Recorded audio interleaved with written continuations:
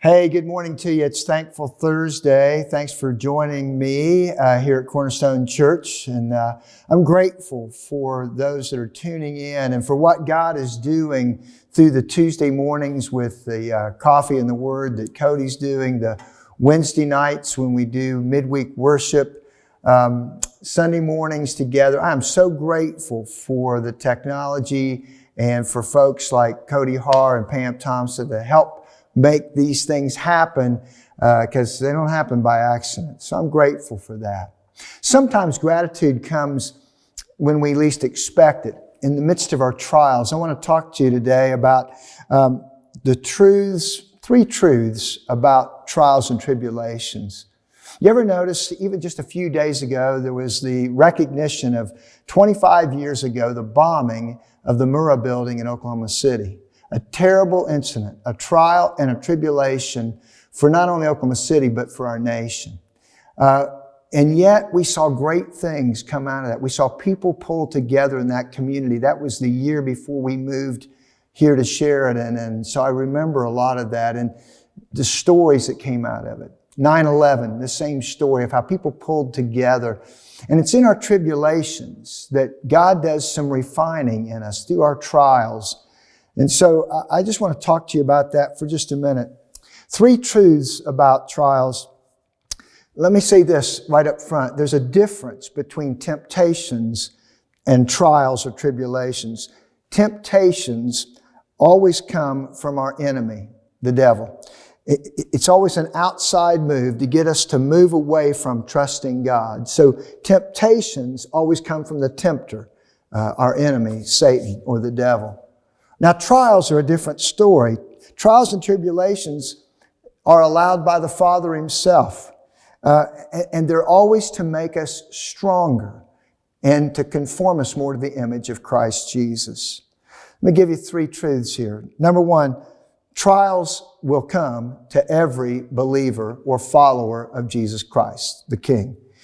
Because true faith will always be tested.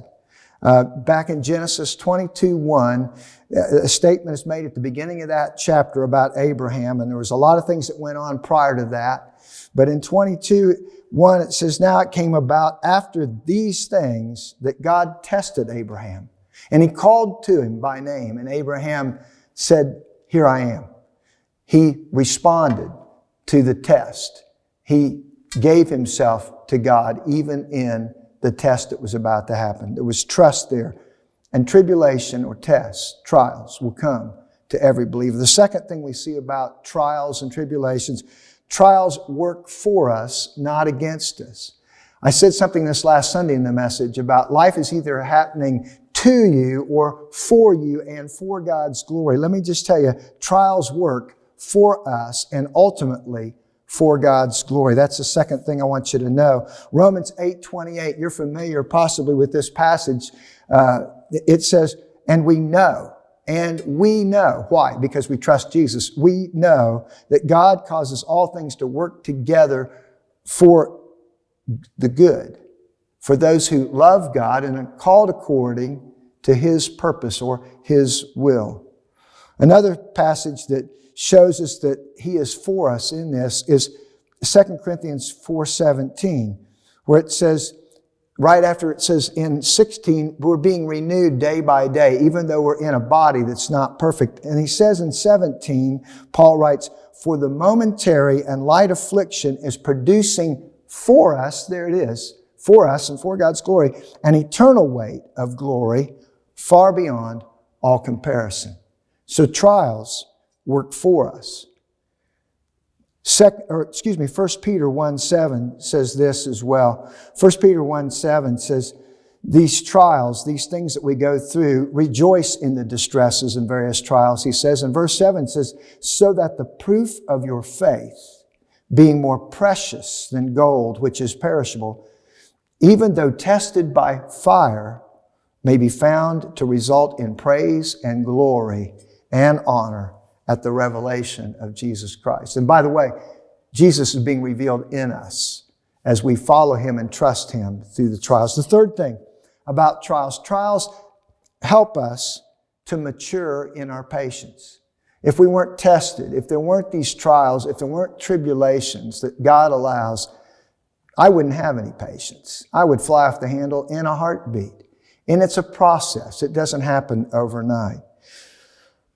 In Romans 5:3, let me start in 5:3, and it says, not only this, but we also exult in our tribulations. He's writing to the Roman Christians, and he says, there's a grace and there's a glory in tribulations, and he says, we exult in our tribulations.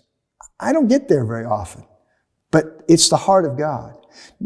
And here's how we exalt, knowing that tribulation brings about perseverance or patience.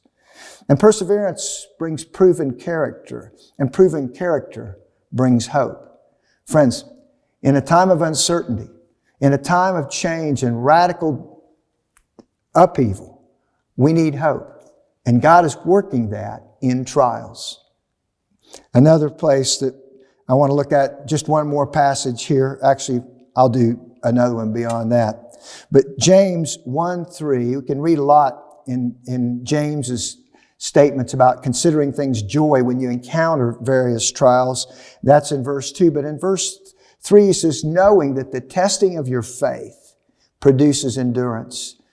And go ahead and let endurance have its perfect result, a maturing result, so that you may be perfect, that's mature, not perfect in performance, but becoming more perfected and complete, lacking in nothing. There again, for the glory of God.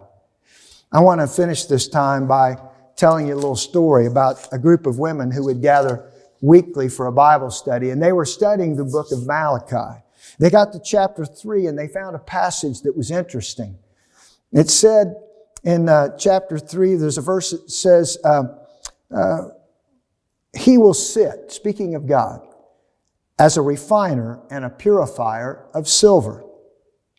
And this puzzled the ladies, and they talked about it, and one of the women offered to find out more, that she would make some calls and do some investigation in regard to this idea or this process of refining silver.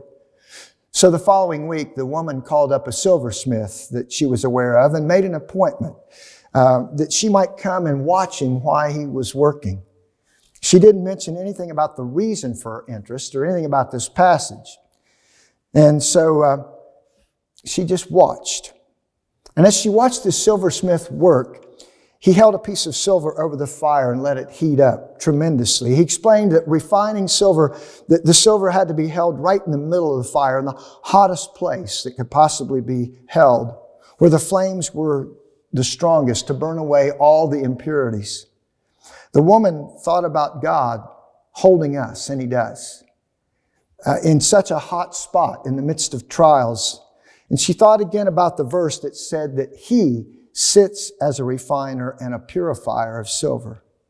She asked the silversmith if it was true that he had to sit in front of the fire and the entire time that the silver was being refined. And the man answered, yes, not only do I have to sit there while I hold it in the fire, but I have to keep an eye on it the entire time.